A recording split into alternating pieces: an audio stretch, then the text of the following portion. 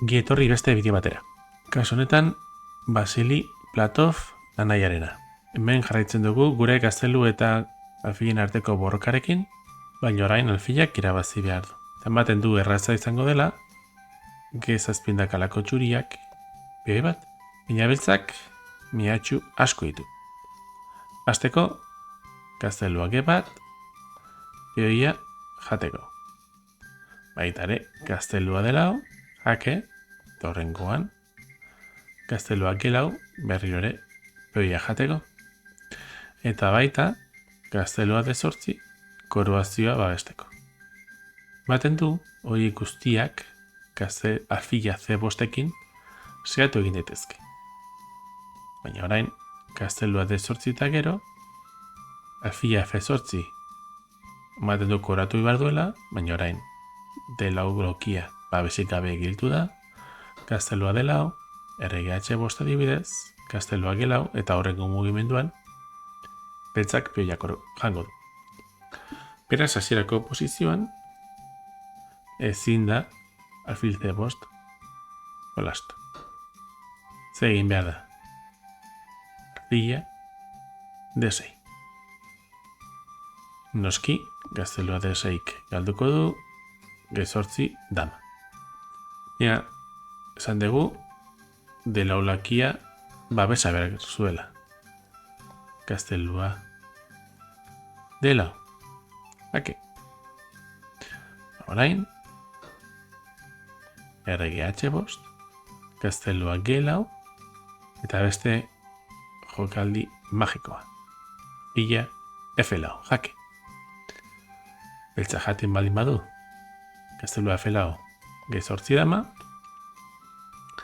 eta ez baldin badu jaten, adibidez errege D bat, alfilak E5, eta pioiak koratuko du.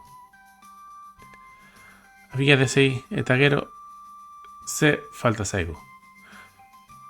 Gazteluak bat, horrek galtzen du, alfilak E3 bidea oztopatuz, eta alfila D6 eta gero, gaztelua H bat.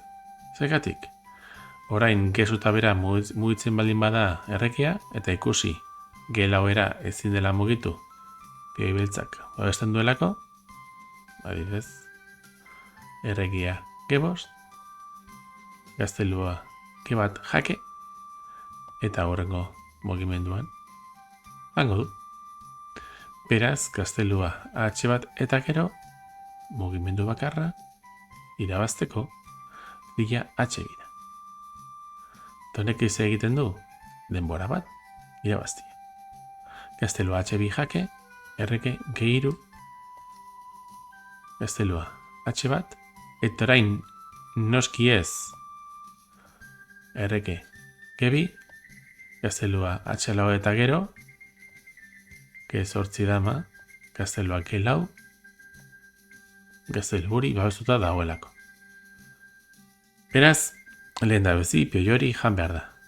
Eta gaztelua H bat eta gero, errege F2 jokatu egin behar. Gaztelu beltza ezin da gezuta bera mugitu, beraz, bakarrik xakek eman ditzake. Gaztelua H2, errege F3, gaztelua H3, errege F4, gaztelua H4 jake, errege F5. Pioi hori jan dugu, eta orain bakarrik buelta falta zaigu. Gaztelua H5, erregea F4, gaztelua H4, erregea F3, gaztelua H3, errege G2. Eta hurrengo mugimenduan bioiak koroatuko du, eta txuriak irabaziko. Eskerrik asko hor egoteagatik eta beste bideo batera arte.